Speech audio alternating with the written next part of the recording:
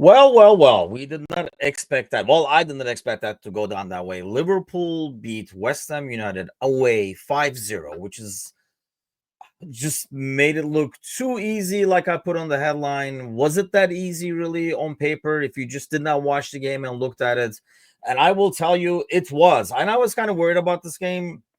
Then again, if you know me, I worry about every game. But I was worried about the fact that we were missing Soboslai, and I thought this was like a game we needed. It's that whole yellow card ordeal came at a bad time in terms of rotation and everything like that. And I was kind of worried that we would be hurt by, like players like Bowen and stuff like that, and Kudus, who obviously was very effective at times. But you look at the game, I do want to look at some of the player performances in detail, but more than that, like if we look at it in general over here, I mean, those numbers alone, I think, kind of tell the story of the game. This was not even close. I know when you look at it, and maybe you just watch the highlight reels or something like that, and you see, 1-0 off of like kind of like a lucky bounce. But that goal was coming all along. You felt it coming. It was only a matter of time. I think these are things that maybe you cannot tell in a highlight reel, but you can kind of see and feel as you're watching a game. And you can be watching those highlights and say, it was 1-0 when Kudus took that shot, hit the post, which I don't know. I did not watch the replay close enough afterwards, because I know most Liverpool players were complaining about a handball. So I don't know if that would have been a handball in VAR situation if it went in. But like I say, if you're looking at those things, and you might be like, oh, that could have been 1-1 and stuff. I honestly think even if it was 1-1, Liverpool was going to eventually win this game. And you look at those numbers right there, shots. I mean, the command we had, the possession percentage, I actually thought it would be a lot higher. The second half, I felt like, we just like totally like dominated it. And then you look at the touches in the opposition box. I mean, that was ridiculous by itself. I think they were quoting like Mo's stats alone, which we'll get to Mo and his numbers and stuff like that as we keep going over here and looking at the game. But you look at this alone and you can kind of see that was a very well-deserved win by the boys. And they did make it easy. I think the thing that's like the most impressive to me in this game is the amount of control and the amount of calm on the ball. It almost feels like there's more of us on the pitch, and that in a Premier League, that is really, really difficult because you are going against tough teams. I know West Ham is not the best, but they have been on decent form. I think they were unbeaten in like 5 or something like that, even though they were mostly draws. They have been on a slight incline compared to their poor form earlier. And I think when you look at that and how we make a team look like a championship side as you keep watching the game, I think speaks volumes about how good this team is. I've been trying to tell myself throughout, I think in the beginning phase of the season that we're not that good and stuff like that. But I started becoming a believer ever since the Leverkusen game. Then you have like Madrid City that week over there. And then as you keep going, you're watching more and more performances, even games where we lost points like the Fulham game and stuff like that. What you see from this team really gives you a lot of hope moving forward. And if you thought about this in the beginning of the season, you probably would think it's Slot's first year. If there were going to be growing pains, it would be early on and things would improve as you go. Well, if that's the case, this league will be over very, very fast because this team, and I think we are seeing it in many ways, like the command they have, the understanding they have, and it could have been easily a 10-12-0 game probably if we converted. I mean, Mo, for as good of a game as he had, it wasn't in the clinical finishing sense where he could have probably had, like easily 4 or 5 goals. I'm okay with that. I want him to save that to the United game and games moving forward, as opposed to, getting 4 today and then going into a drought or something like that, which doesn't look like it's going to happen to him. I'm going to go into his stats next and what he did. But I mean, throughout the game, I felt so much control and confidence. And it says a lot when it's coming from me, where I can kind of like almost like relax a little bit as I watch, knowing things are under control, which is like an unreal feeling to have when you go to an away game where you do need the 3 points. I think this phase of the season, you want to keep racking up these points as much as possible and get these 3 points. And it puts more and more pressure on a team like Arsenal and Chelsea. And hey, who would know, maybe like Forest and stuff like that. I don't think they're a title contender, but I think it puts more pressure on those teams because there's a lot of points in difference. I know everybody is like, oh, like, titles are not won in December. They won in March and April and stuff like that. Not if you're up by like 10, 12 points in March and April. If it was only a point, 2 points, 3 points, I can kind of see that. But as of now, you look at 7 points, for example, the way this team is playing and it's so under control defensively, it was a lot better performance today. I mean, you look at these numbers alone, you can kind of tell, it was a lot better performance defensively as well. Gomez was doing excellent until he got injured. Kwanzaa comes in. I think it was a good game for Kwanzaa to come in, and he played well overall. I thought he was like, you kind of worry for the kids, what kind of a pressure he's playing under. I think he did well for that. But defensively, this team is solid. So a 7-point lead is almost having like 3 games in hands in some way. So when you're halfway through the season and there's only 19 games left, every game you win is getting you closer to that. That's simple math. But it's also putting a lot of pressure on the other teams because you're looking at it saying, like, when the hell are these guys going to lose points? And you would think you would look at a game like this and maybe say, I doubt Arsenal fans, similar to like what we did. I mean, even like Ipswich almost like was able to kind of get something out of that game yesterday. But if they look at last weekend's schedules, I don't think a lot of Arsenal fans thought, oh, Leicester maybe we'll get something out of that. They would have probably maybe thought, oh, Liverpool will get to 3 points at the end, even after Leicester takes the lead. But whereas today they could have said, you never know, West Ham may be able to hurt them or something like that. And then you see this performance. Forget the fans. I'm sure it's demoralizing to them and they're probably crying about it already, but it's demoralizing to the team that's going to go out there on Wednesday away at Brentford and play, because they definitely need 3 points every single time they play, because we just saw what Liverpool did is going to be the mindset. And I think that's why it's so important. And like, I realize titles are not won in December and January and stuff, but you can really lay the groundwork. And if you have a point lead the way we do, you can really make some things happen early on and put the other team kind of like behind the 8 ball. Let's take a look at the standings over here real quick. This is basically as of today after the games ended. And I mean, it's an 8-point lead against Forest. And who would have thought? We were doing a live watch along earlier today, and I think half our the contributors and people in our Discord channel had Forest as being relegated, as one of their teams to get relegated as the pick. And they are in second place. Similar to Chelsea, I do not see their situation to be sustainable, and I don't consider them as like a title threat down the long. I don't see like the consistency coming out of that, because you look at the goals, number of goals they score is 26, which you have to go down all the way to 9th Villa, and then even lower like 14th, 15th in terms of number of goals scored. What they do have is only 19 conceded, and they've racked up a lot of 1-0, 2-0 wins along the way. I don't think that's sustainable when you can't consistently get goals, especially when you play against like tougher like fixtures and stuff like that. Arsenal is probably still the team that I consider to be the main challenger for this title, and you are 9 points above them. With games equal, they're going to play against Brentford. I mean, if you look at it right now, 18 points, you're 9 points ahead of them. So, and both have one more game to play. Ours is a tough one, especially in current form with Everton. I know they lost to Forest today, but they can be like a tough defense to kind of like play against, and they can maybe sometimes squeeze a 0-0 out of you or something like that. But Arsenal is going away to Brentford, who is really good at home. I know they're missing a bunch of players, but still really good at home. So I would give us the advantage over those fixtures. And even if you take those fixtures out of the picture, we're 9 points ahead.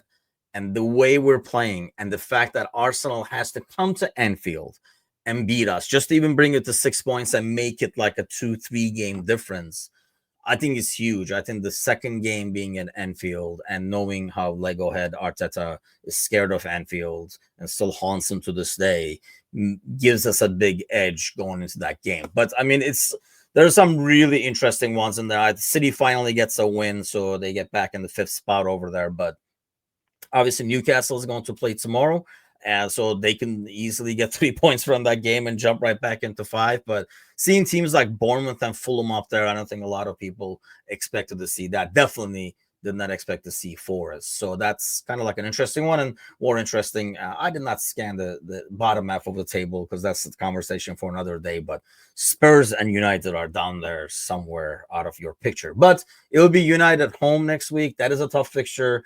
I know United is United, but at the same time, United is United. It's a tough fixture, and these are games for them that can kind of make their season. I mean, this is like a game that they can circle and say, hey, we get something out of this. We have a month of peace kind of a thing before, it kind of like collapses again. So it will be a tough game in that sense. But having seen how we played against in the first game, it's not like they have improved. And I really think we have improved a lot. You're going to have a full squad, probably Kwanzaa starting. I know Slot said Konate is a possibility, but probably starting with Kwanzaa. But you have arrested Sabosla. You will have Mack and Gravenberg because we got rid of that yellow card scare by taking them off early. Being able to do that, being able to get some people some rest, other people some minutes. It was probably, aside from the Gomez injury, it was probably the best case scenario that we could game out of this game.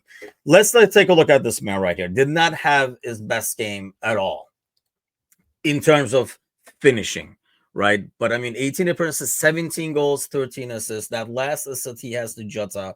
And I have to say, that ball goes to Jota. I will ask Matush tomorrow in the morning show as well. But I knew it was going to be a goal. The moment that ball got there, I'm like, yep, he's going to finish this because that's Jota.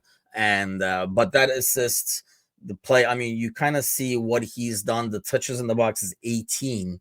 That's like 4 times what the entire team West Ham had in our box. The chances he creates, and one thing that has improved, I think, drastically, and I don't know what this is, and I will let me know in the comments what you guys think in terms of like the increase in efficiency of Mo's game. He has become a lot more, sometimes annoyingly selfless, right? There are times where like, dude, just shoot it, and he goes with a pass. But not only that, I think one thing that looked like was going away from his game, the successful take-ons you see over there, we're seeing it more and more now, and he's scaring defenders as he goes at him. I don't know if it's confidence, just the flow, and he's playing very relaxed. I really don't know what it is. Can't put my finger on it, but I think we're seeing a much different Mo in terms of playing style and with that efficiency. And he's at ease, like I say, on a better finishing day. He has an easy hat trick today. But even then, I mean, you look at his overall game, his impact on the game, how he scares defenders, how he can open up things for everybody else because of that fear is just immense. I mean, it was like another great performance for the entire team, mind you. But Mo is a big part of everything we do going forward. And you saw that today throughout his game. I thought he had an excellent game. Like I say, in most cases, he probably is in his hat trick. The first one he misses, it's a good save, but Mo should probably put that away. He had 2 other, like I would consider clear-cut chances in the second half for Mo that he would normally finish. He had a few that you would expect him to shoot in those instances. He kind of like tries to pass the ball and stuff like that, but an excellent performance by him.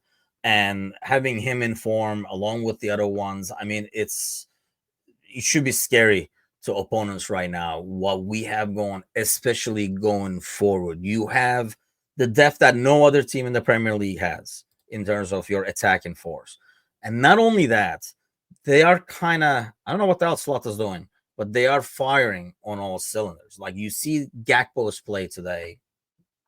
I mean, he has been immense on the left-hand side. You see what Diaz does in the middle.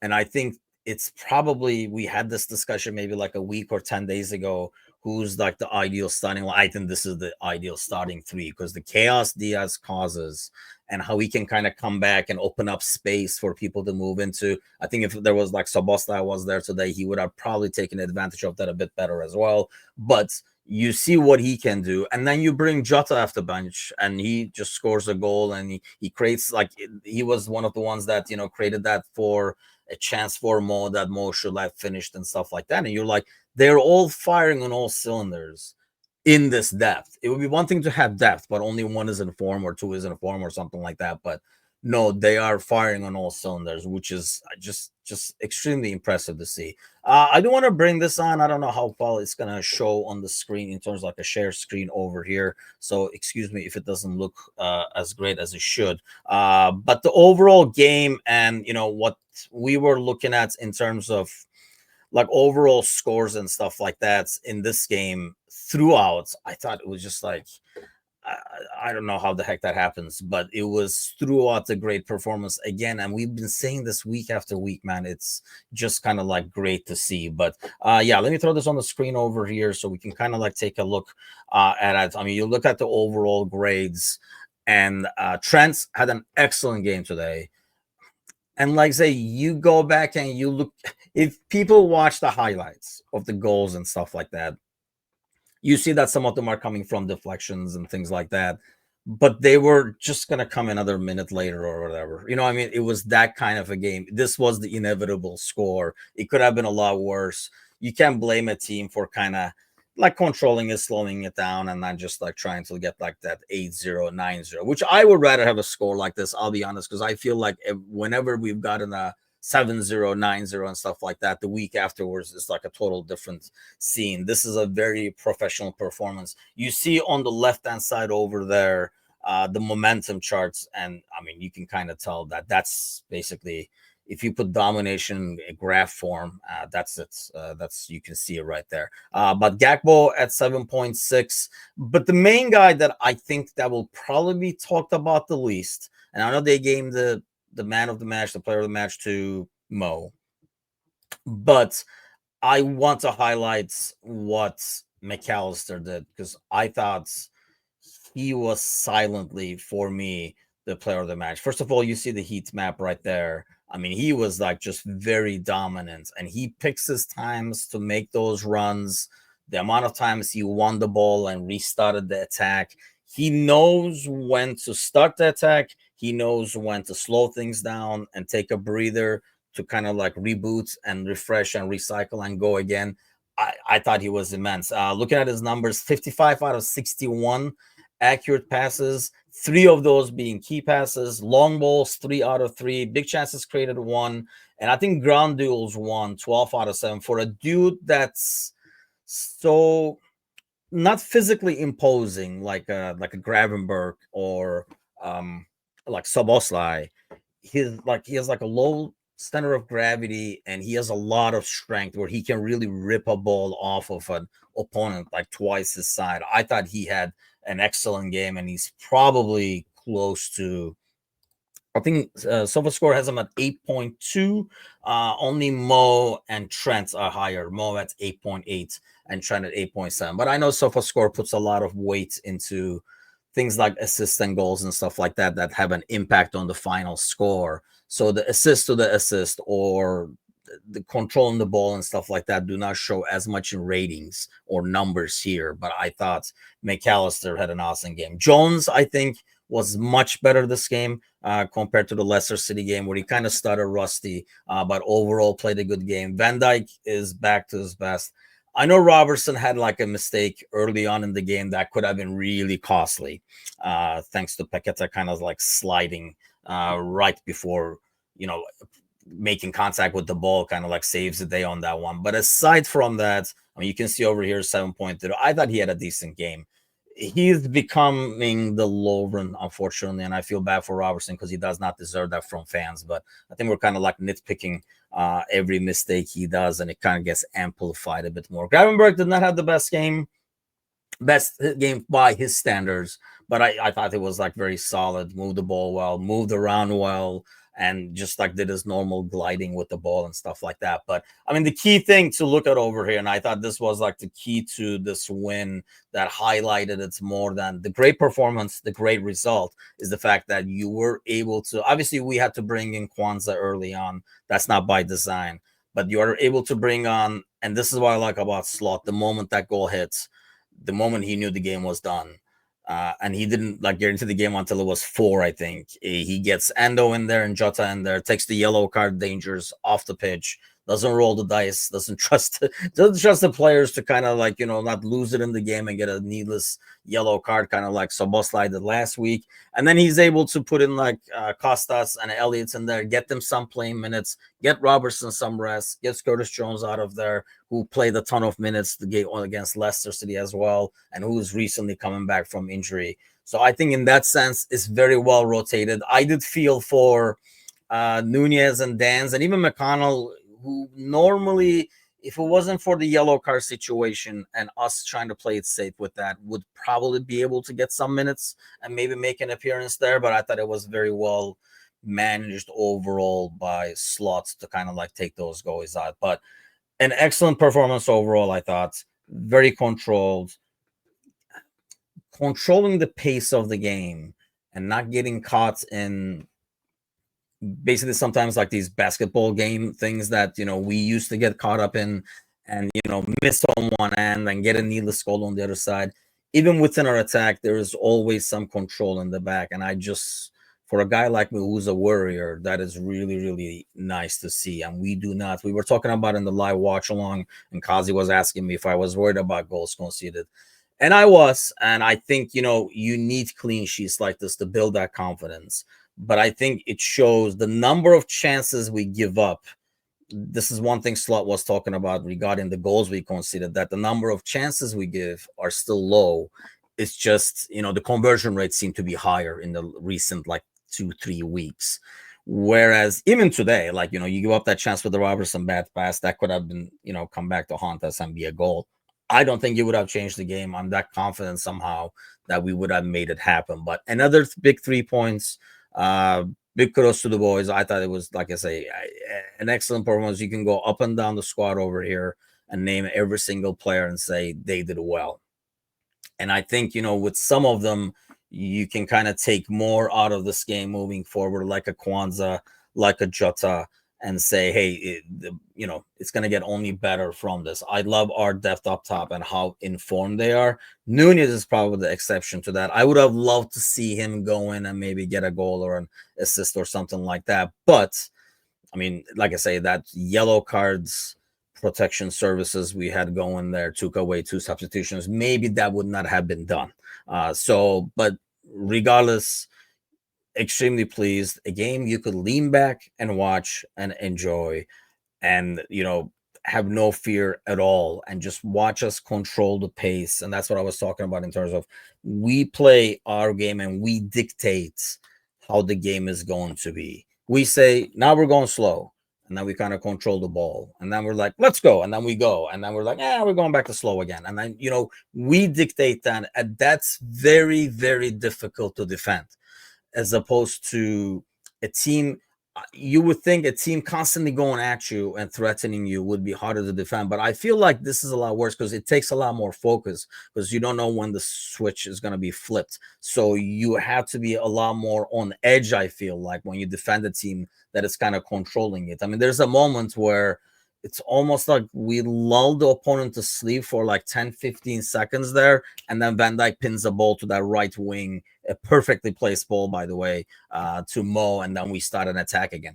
That's difficult stuff to defend, because as that ball is moving in the back and it feels like we're kind of like catching our breath, there's a lot of movement up top that is very difficult to defend for a defender and keep up on and keep the focus on. And I think that's part of the success we've had in the second halves as well, because you wear that down, and that's very, very difficult to sustain. Only a few teams that can sustain that defensive efforts for like 90 minutes. But great win in every single way. Gomez being the only part that I'm like, damn, I do feel bad for that kid, because he gets like the unlucky injuries, and it looked like a hamstring. We'll probably find out more, but it was great performance overall, an easy 3 points where now you can relax and say, let's see what you got, Arsenal, who's going to be going to a tough away game. Obviously, there are games tomorrow too. We'll see what Chelsea does. So we'll be on for that probably. But Monday morning, I will be back with the Polish Prince, and we'll probably talk more about the game. And of course, Monday night podcast when we really break things down. So thanks a lot for watching. Let me know what you guys thought about the game. Let me know what you guys think about this format. If you want to jump on, do a live call-in and stuff like that, let me know. Shoot us a message, And up the Reds, man. Could not be happier. Let's keep this rolling. Take care, everybody.